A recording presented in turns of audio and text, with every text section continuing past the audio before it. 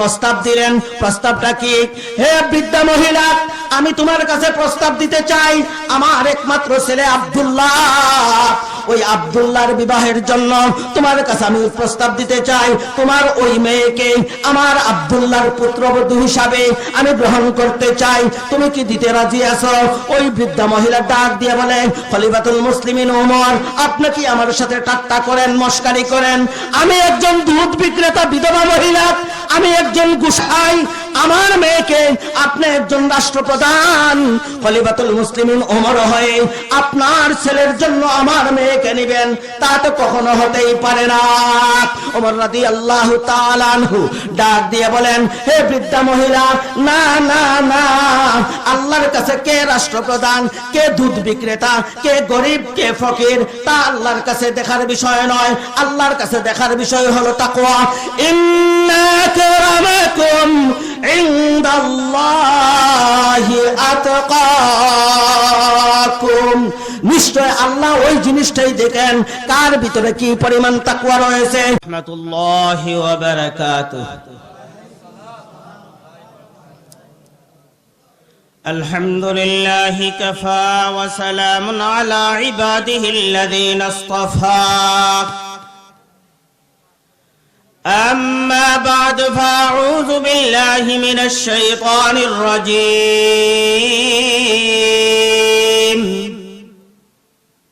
بسم الله الرحمن الرحيم.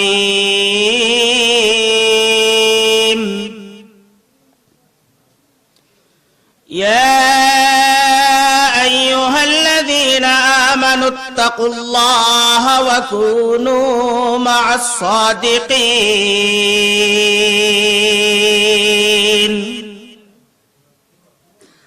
وقال النبي صلى الله عليه وسلم: كن في الدنيا كأنك غريب أو عابر السبيل، أو كما قال عليه الصلاة والسلام. صلى الله على سيدنا ومولانا محمد وعلى آله وأصحابه وسلم. بلغ العلا بكماله، كشف الدجى بجماله، حسنت جميع خصاله. صلوا عليه وآله.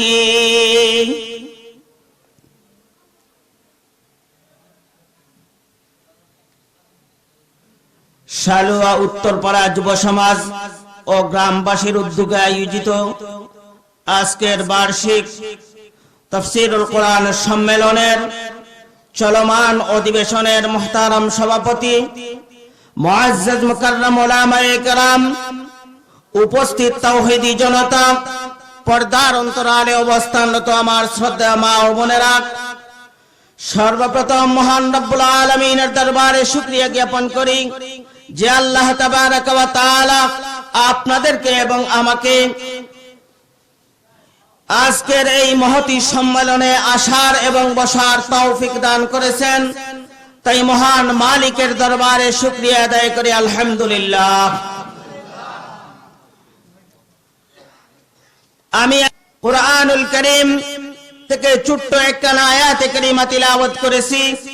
জনাবে মুহাম্মদুর রাসূলুল্লাহ সাল্লাল্লাহু আলাইহি ওয়াসাল্লামের হাদিসের ভান্ডার থেকে ছোট্ট একটা হাদিস তিলাওয়াত করেছি।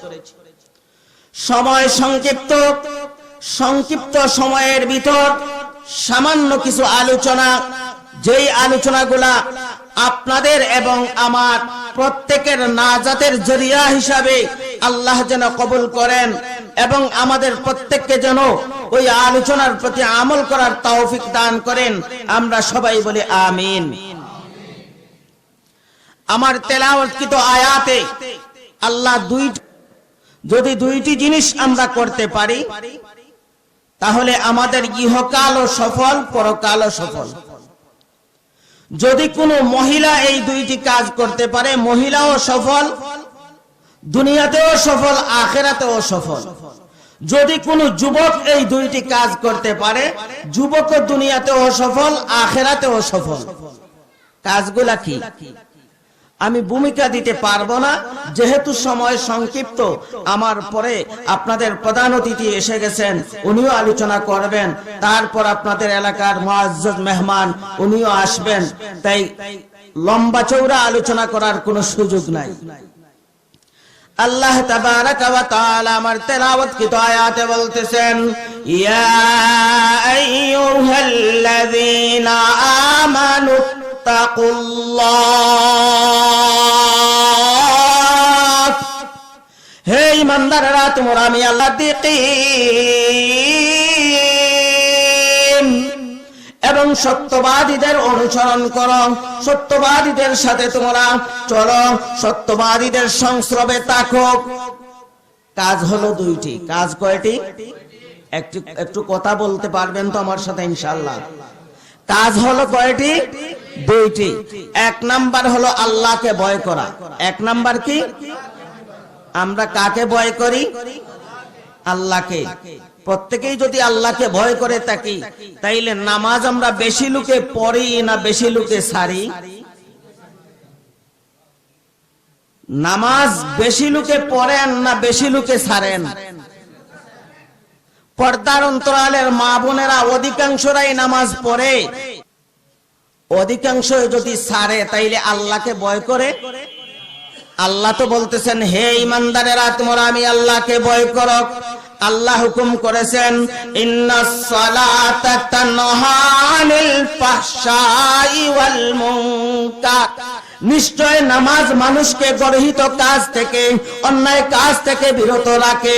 আজকে আমরা নামাজেই পড়ি না, আবার বলি আমি আল্লাহকে ভয় করি। কেমন ভয়?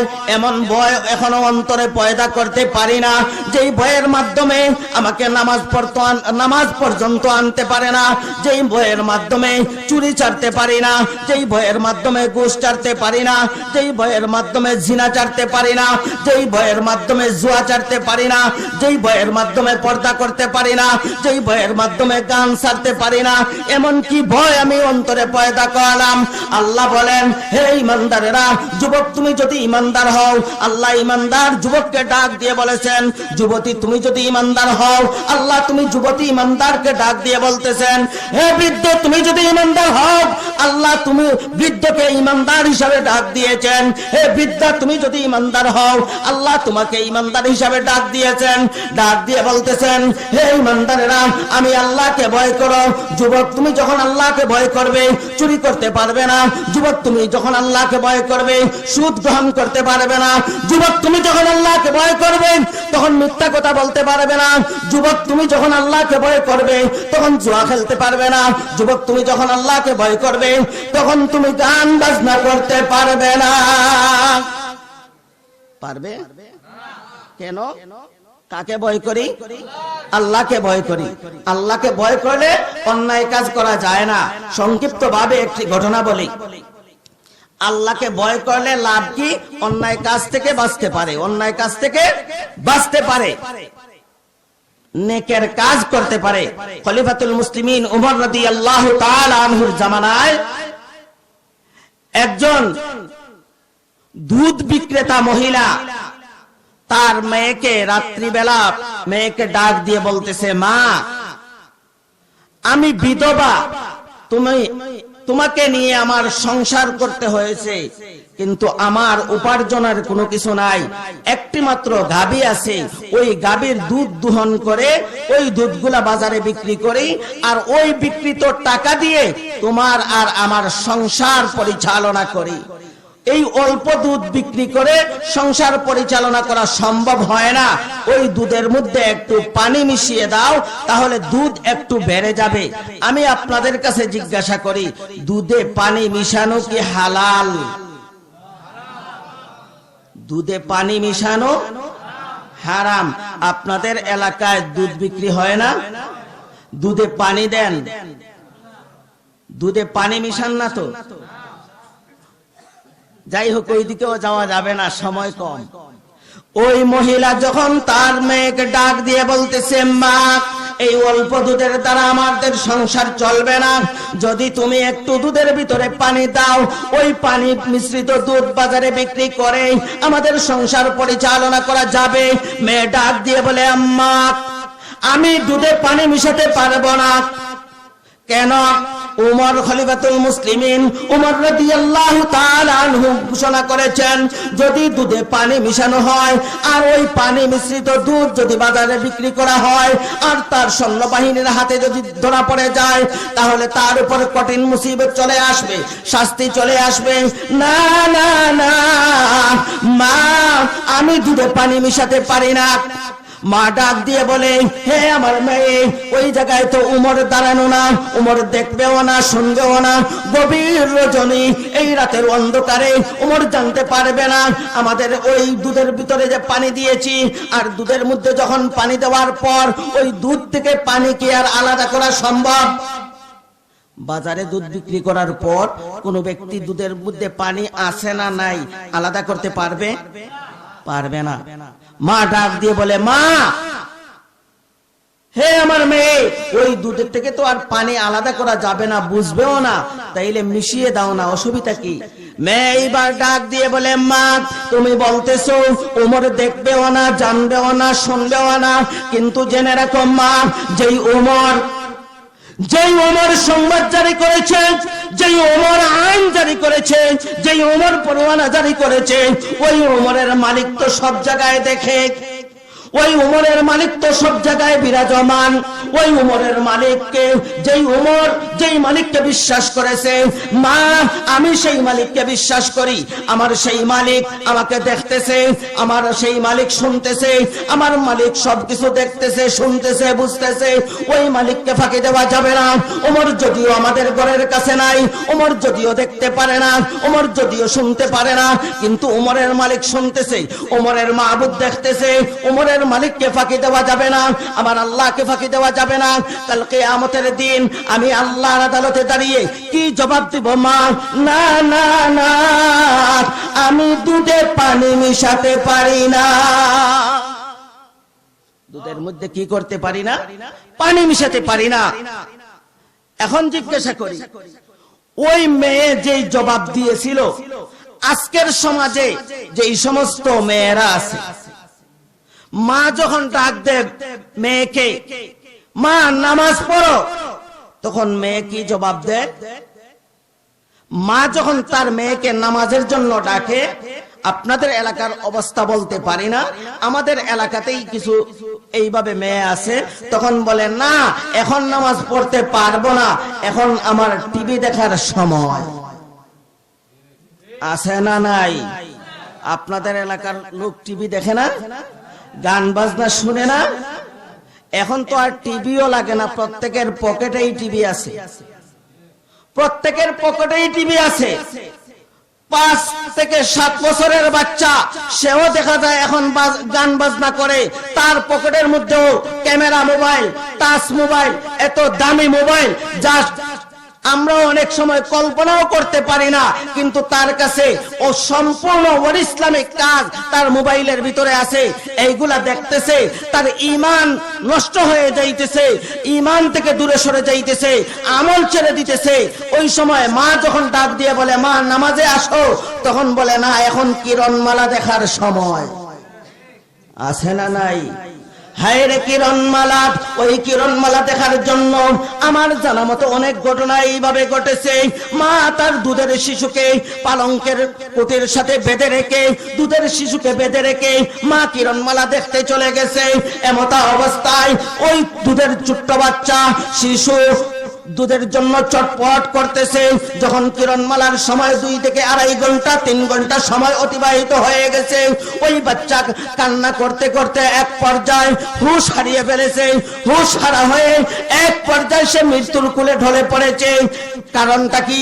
ও দুনিয়ার মানুষেরা, ওই কিরণমালা নাপাক কাজ দেখার কারণে আজ দুধের বাচ্চাকে হারাতে হয়েছে। নাপাক কাজ দেখার কারণে স্বামী এবং স্ত্রীর মধ্যে ঝগড়া চলে আসছে, স্ত্রী স্বামীকে স্বামীকে জবাই করেছে, এমন ঘটনা ঘটেছে। তার কারণ কি? আল্লাহকে ভয় করে না। যদি ও দুনিয়ার মানুষেরা আজ আল্লাহকে ভয় করত, তাহলে কিরণ মারার জন্য স্বামীকে জবাই করতে হতো না। ওই মহিলা তার মাকে ডাক দিয়ে বলে, মা, উমর যদিও না দেখে, উমরের আল্লাহ দেখতেছে, আমি দুধে পানি মিশাতে পারবো না। ওই সময় মা আর পানি মিশ্রণ করে নাই। ঘটনা চক্রে আল্লাহর কুদরত আল্লাহ প্রকাশ করেছেন। ওই সময় উমর রাদিয়াল্লাহু তাআলা আনহু ঘরের বাহিরে ছিলেন। সম্পূর্ণ মা আর মেয়ের কথোপকথন সবকিছু উমর রাদিয়াল্লাহু তাআলা আনহু নিজ কানে শ্রবণ করেছেন। শ্রবণ করে ওই ঘরের মধ্যে একটি চিহ্ন দিয়ে আসছেন। উনি ওনার রাষ্ট্রে চলে আসছেন। পরের দিন একজন সৈন্য পাঠিয়ে দিলেন, যাও ওই এলাকাতে গিয়ে একটি কুড়ের ঘর পাবে, ওই ঘরের মধ্যে এইভাবে কিছু চিহ্ন দেওয়া আছে। ওই ঘরের ভিতরে গিয়ে মা আর মেয়েকে আমার পক্ষ থেকে সংবাদ পৌঁছিয়ে দিবে, সালাম পৌঁছিয়ে দিবে, আর তাদেরকে নিয়ে আমার আদালতে নিয়ে আসবে। যেই মাত্র সৈন্য ওমর রাদিয়াল্লাহু তাআলা আনহুর সৈন্য ওই কুড়ের ঘরে পৌঁছে গেছে, কুড়ের ঘরে পৌঁছার কারণে যখন গিয়ে উমরের পক্ষ থেকে সালাম আদান প্রদান হয়ে গেছে, এমতা অবস্থায় ওই বৃদ্ধ মহিলা ডাক দিয়ে বলেন, না জানি কোন অন্যায় করে ফেলেছি। গত রাতের সংবাদ উমর কিভাবে জানতে পারলো? উমর তো এইখানে ছিল না, উমর তো গায়বের খবর জানে না, তাইলে উমর কিভাবে এই সংবাদ পেল? আর আমার ঘরের সম্পূর্ণ চিহ্ন নিদর্শনগুলো উমর পেয়ে গেল, তার কারণটা কি? উমর রাদিয়াল্লাহু তাআলা আনহুর আদালতে যেতেই হবে। ওই মা এবং মেয়ে উমর রাদিয়াল্লাহু তাআলা আনহুর আদালতে হাজির হয়ে গেছেন। হাজির হওয়ার সাথে সাথে উমর রাদিয়াল্লাহু তাআলা আনহু গত রাতের ঘটনা যখন ওই মহিলার সামনে খুলে বললেন, তখন মহিলা বলে, হ্যাঁ আমি এই কথা বলেছিলাম, আমার মেয়ে এইভাবে জবাব দিয়েছে, আমার মেয়ে দুধে পানি মিশাতে আমাকে দেয় নাই।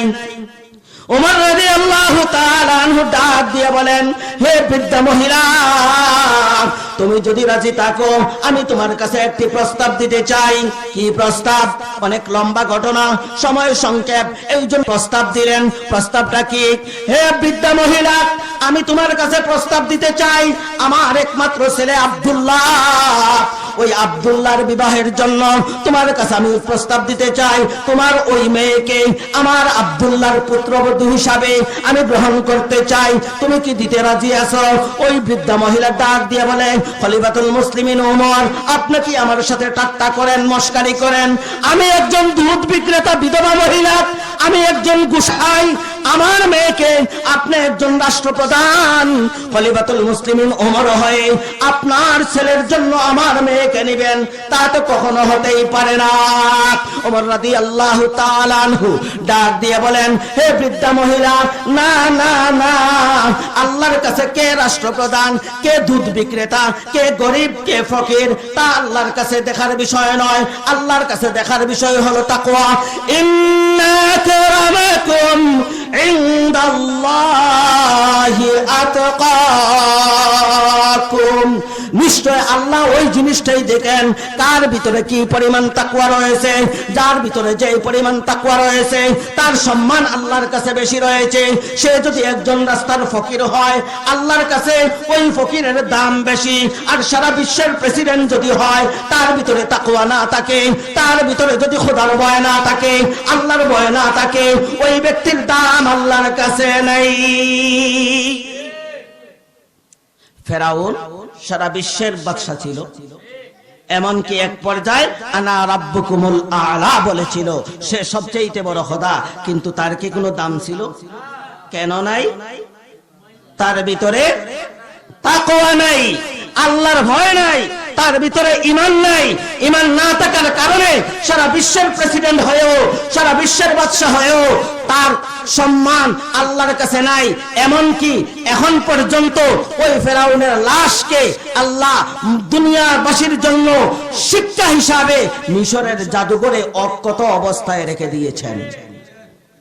তাইলে কি বোঝা গেল, যেই ব্যক্তির ভিতরে ঈমানের ডর আছে, আল্লাহর ভয় আছে, তাকওয়া আছে, ওই ব্যক্তির সম্মান আল্লাহর কাছে বেশি। ওই একজন দুধ বিক্রেতা মহিলা তার মেয়েকে উমর রাদিয়াল্লাহু তাআলা আনহু পুত্রবধূ হিসাবে গ্রহণ করে নিলেন। কারণটা কি? ওই মহিলার ভিতরে ইত্তাকুল্লাহ, আল্লাহকে ভয় করে। আর আল্লাহ বলেন, আমি আল্লাহকে যেই ব্যক্তি ভয় করে, আল্লাহ কোরআনের মধ্যে বলেন, ওয়ালিমান খাফা مقام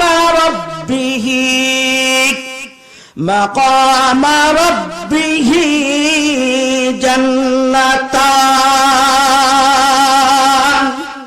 যেই ব্যক্তির ভিতরে আমি আল্লাহর ভয় রয়েছে, আমি আল্লাহর ডর রয়েছে, আমার ভয়ে নামাজ ছাড়বে না, আমার ভয়ে রোজা ছাড়বে না, আমার ভয়ে পর্দা ত্যাগ করবে না, আমার ভয়ে সুদ গ্রহণ করবে না, আমার ভয়ে ঘুষ গ্রহণ করবে না, আমার ভয়ে জিনা করবে না, আমার ভয়ে ব্যভিচার করবে না, আমার ভয়ে মিথ্যা কথা বলবে না, আমার ভয়ে স্বামীর অগোচরে চুরি করবে না, আমার ভয়ে স্বামীর অগোচরে স্বামীর মাল বিক্রি করবে না, স্বামীর মাল হস্তক্ষেপ করবে না, আমানতের খেয়ানত করবে না।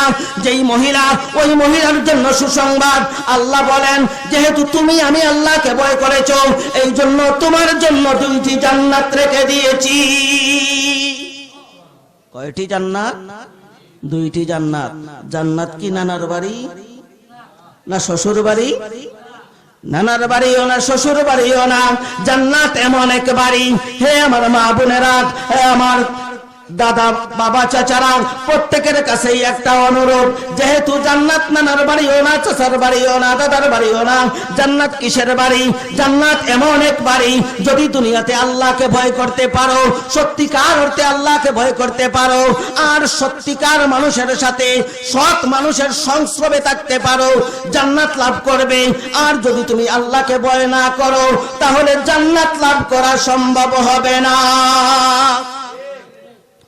صحبت صالح ترا صالح کناد، صحبت طالح ترا طالح کناد।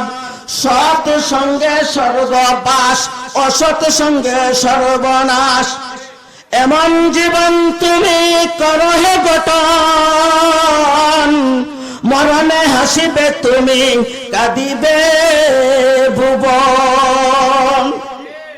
দুনিয়াতে এসেছিলে যবে, একা কেঁদেছিলে তুমি, হেসেছিল সবে। দুনিয়াতে এসেছিলে যবে, একা কেঁদেছিলে তুমি, হেসেছিল সবে। এমন জীবন তুমি করো হে গঠন, মরণে হাসিবে তুমি, কাঁদিবে ভুবন। মরণে হাসিবে তুমি, কাঁদিবে ভুবন। দুনিয়াতে যদি আমল করে যেতে পারেন, তাহলেই আপনি আখিরাতে সম্মান পাবেন। আনোয়ার শাহ কিশোরগঞ্জ হুজুর আপনাদের এলাকারই তো, আপনাদের ওই জেলারই তো কৃতি সন্তান। ওনার জন্য কি 2-4 জন মানুষ কাঁদতেছে না সারা বিশ্ব কাঁদতেছে? তার কারণ কি? উনি অন্যায় করে গেছেন, জুলুম করে গেছেন, নির্যাতন করে গেছেন। তাহলে উনি এমন কাজ করেছেন, যেই কাজের কারণে, যেই গুণের কারণে লক্ষ লক্ষ শায়খুল হাদিস দুনিয়াতে রেখে গেছেন, লক্ষ লক্ষ হাফিজে কোরআন দুনিয়াতে রেখে গেছেন। ওনার আমল আখলাক দুনিয়াতে রেখে গেছেন। ওনার আমলকে মানুষ ফলো করে, ওনার আখলাককে মানুষ ফলো করে। আজ ওনার জন্য কাঁদতেছে, আকাশ কাঁদে, জমিন কাঁদে, গাছ কাঁদে, পশু পাখি তরুলতা সব কিছু কাঁদতেছে। তার কারণ কি? ওই সমস্ত আল্লাহ ওয়ালা যতদিন দুনিয়াতে থাকবে, ততদিন দুনিয়া কায়েম থাকবে। যেই সময় ওই সমস্ত আল্লাহ ওয়ালা দুনিয়াতে থাকবে না, দুনিয়াও থাকবে না, আকাশ ভেঙে চুরমার হয়ে যাবে, জমিন ফেটে যাবে, জমিন ধ্বংস হয়ে যাবে। এই জন্য সমস্ত মাখলুকাত ওই সমস্ত আল্লাহ ওয়ালাদের জন্য কাঁদে, ওই সমস্ত আল্লাহ ওয়ালাদের জন্য কাঁদে। তাহলে আমি কি বলছিলাম? 2টি বিষয়, একটি হলো ইত্তাকুল্লাহ, একটি কি আল্লাহর ভয়, একটি কি আল্লাহর ভয়। আমরা প্রত্যেকে আল্লাহকে ভয় করব তো ইনশাআল্লাহ। আল্লাহকে ভয় না করা ছাড়া উপায় নাই। ওই মহিলা আল্লাহকে ভয় করার কারণে গুনাহ থেকে বাঁচতে পারছে। ওই মহিলা আল্লাহকে ভয় করার কারণে তার সম্মান বেড়ে গেছে। খলিফাতুল মুসলিমিন ওমর রাদিয়াল্লাহু তাআলা আনহুর পুত্রবধূ হিসাবে গ্রহণ করে নিয়েছেন। তার মাধ্যম কি? আল্লাহর ভয়। যখন বান্দা বান্দি আল্লাহকে ভয় করবে, অন্যায় কাজ থেকে বাঁচতে পারবে আর তার সম্মান বেড়ে যাবে। 2 নাম্বার কাজ কি? ওয়াকুনু মা'আস সাদিকিন। 2 নাম্বার কাজ হলো সত্যবাদীদের সাথে থাকা। কার সাথে থাকা? গায়কের সাথে থাকলে কি হয়? বুঝেন না আমার কথা? গান যে গায়, গান গাওয়ার সাথে থাকলে কি হয়? গান গাওয়া হয়। সুদখোরের সাথে থাকলে কি হয়? আমাকে বলছেন আমাদের সিলেটি ভাষায় কিছু কথা বলার জন্য, এই জন্য আমি এখন কিছু সিলেটিও বলতেছি। গান গান তো শুনেন, গান শোনা হালাল না হারাম? গানে কি হয়? ঈমান মরে। গানে কি হয়? ঈমান মরে। গানে ঈমান নষ্ট হয়ে যায়, ঈমান ধ্বংস হয়ে যায়। যার কারণে আজ কিছু কিছু নাস্তিক মুরতাদদের বাচ্চারা গায়ক হয়েছে। গায়ক হয়ে আমার আল্লাহকে গালি দেয়, রাসূলকে গালি দেয়, কোরআনকে গালি দেয়। তার কারণ কি? তার অন্তর মরে গেছে, অন্তর থেকে ঈমান নামক নূর বের হয়ে গেছে। যার কারণে এখন আল্লাহও চিনে না, রাসূলও চিনে না, কোরআনও চিনে না, সব ভুলে গেছে।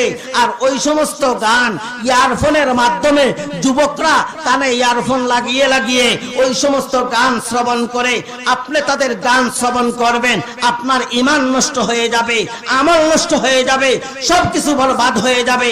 গানের দ্বারা অন্তর কল্ব মরে যায়, গানের দ্বারা অন্তরে ময়লা সৃষ্টি হয়, গানের দ্বারা কলবের মধ্যে জন সৃষ্টি হয়। আর কোরআন তিলাওয়াতের দ্বারা অন্তর পরিষ্কার হয়। আচ্ছা, এখন বেশিরভাগ যুবকেরা যুবতীরা কোরআন তিলাওয়াত করে।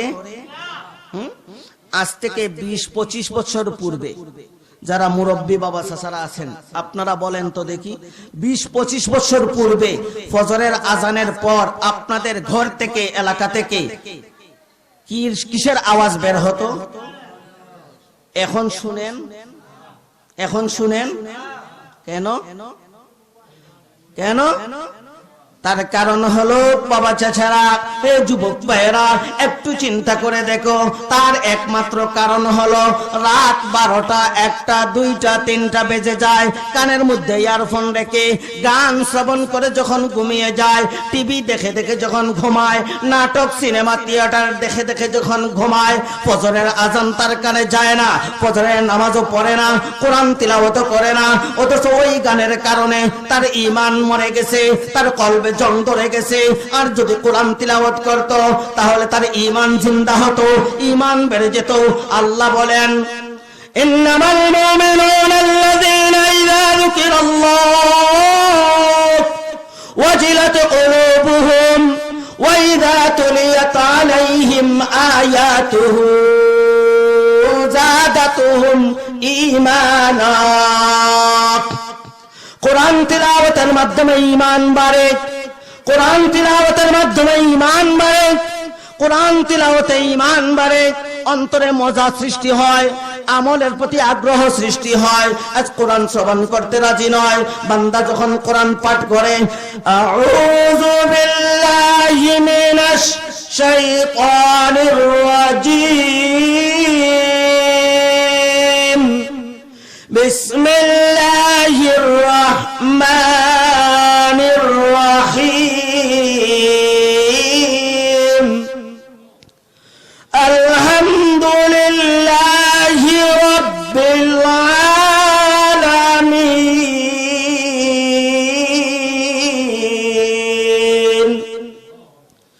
আর রহমানির রহিম, মালিকি ইয়াউমিদ্দিন।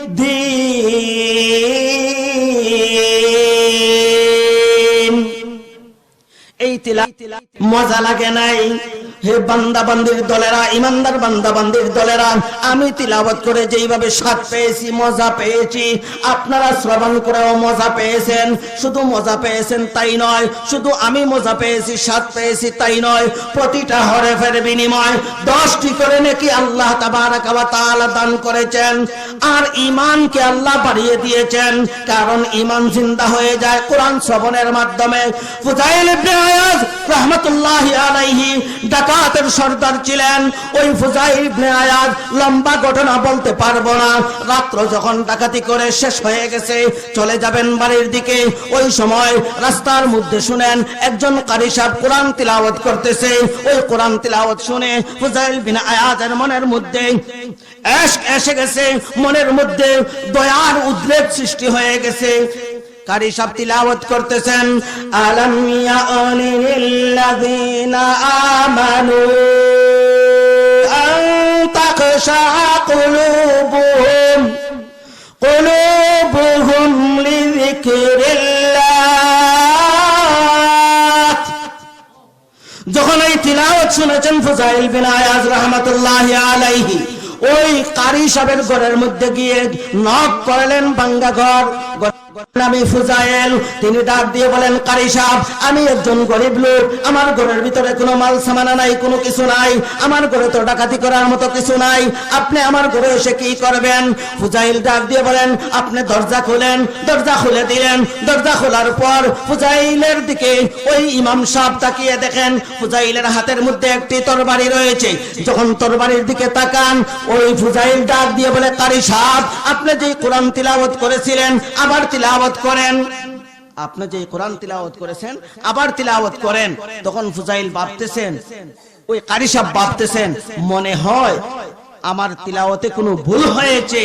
আর এখন ওই ফুজাইল ডাকাতের সর্দার, সে আমি যখন তিলাওয়াত করব তার হাতের তরবারি দ্বারা আমার শেষ ফয়সালা করবে। এমতা অবস্থায় ভয় অন্তরে নিয়ে, ভীতি অন্তরে নিয়ে আবার তিলাওয়াত করতেছেন, আলাম ইয়ানি লিল্লাযিনা আমানু আন তাখশা কুলুবুহুম লিযিকরিল্লাহ। যেই মাত্র কোরআনের আয়াত পড়তেছেন আর কারি সাহেব ফুজাইলের দিকে তাকাইতেছেন, তার হাতের তরবারি কতটুকু উপর দিকে উঠতেছে। না না না, ফুজাইলের তরবারি উপর দিকে উত্তোলিত হয় নাই। ফুজাইলের চক্ষু থেকে ঝরঝর করে পানি ছেড়ে দিয়েছেন, ফুজাইলের দাড়ি ভিজে গেছে। ওই সময় ডাক দিয়ে বলে, কারি সাহেব, আমি অন্যায় করেছি, জুলুম করেছি, অপরাধ করেছি, আর কত ডাকাতি করব, আর কত অন্যায় করব, আর কত জিনাবে বিচার করব। না না না, আর সময় নাই, আর করতে পারি নাই। কারি সাহেব, এই মুহূর্তে আমাকে তওবা করান, আমি পরিপূর্ণরূপে কালিমা পড়ে মুসলমান হতে চাই। তাইলে কোরআন তিলাওয়াতের মাধ্যমে ঈমান বাড়ে, কোরআন তিলাওয়াতের মাধ্যমে ঈমান বাড়ে, আর গান শ্রবণের মাধ্যমে ঈমান নষ্ট হয়। আমরা গান শুনবো না কোরআন তিলাওয়াত শুনবো? প্রত্যেকে কোরআন তিলাওয়াত করতে রাজি আছি ইনশাআল্লাহ? যারা তিলাওয়াত জানি প্রত্যেকে তিলাওয়াত করব, যারা তিলাওয়াত জানি না, যারা তিলাওয়াত জানে তাদের কাছ থেকে আমরা তিলাওয়াত শ্রবণ করব, শুনবো। প্রত্যেক মা বোনেরা পর্দার অন্তরালে যারা ওয়াজ শুনতেছেন, প্রত্যেকের দুইটি সবক দিয়ে যাইতেছি। একটি সবক হলো, আমার তেলাওয়াতকৃত আয়াতে আল্লাহ বলতেছেন, ইত্তাকুল্লাহ, আমি আল্লাহকে ভয় করো। যখন তুমি আল্লাহকে ভয় করবে তখন তোমার দ্বারা অন্যায় কাজ হবে না, আর যখন তুমি অন্যায় কাজ ছেড়ে দেবে তখন নেকের কাজ করতে সুবিধা হবে। 2 নম্বর কাজ সবক হলো, ইয়া আইয়ুহাল্লাযীনা আমানুত্তাকুল্লাহ ওয়া কুনু মা'আস সাদিকিন। 2 নম্বর সবক হলো, সত্যবাদীদের সংস্রবে থাকবে, ভালো লোকের সাথে থাকবে, ভালো লোকের সংস্পর্শে যাবে। চোর, ডাকাত, বদমাশ, জিনাকুর, হাইজেকার, গাঞ্জাকুর, মদকুর, এই সমস্ত লোকদের কাছে যাবে না, গেলে ঈমান নষ্ট হবে, আমল নষ্ট হবে। এই সংক্ষিপ্ত সময়ে যা কিছু আপনাদের সম্মুখে আলোচনা করলাম, সর্বপ্রথম আল্লাহ যেন আমাকে আমল করার তৌফিক দান করেন এবং আপনাদেরকেও আমল করার তৌফিক দান করেন। আমিন। ওয়া আখিরু দাওয়ানা আলহামদুলিল্লাহি রাব্বিল আলামিন। আসসালামু আলাইকুম ওয়া রাহমাতুল্লাহ।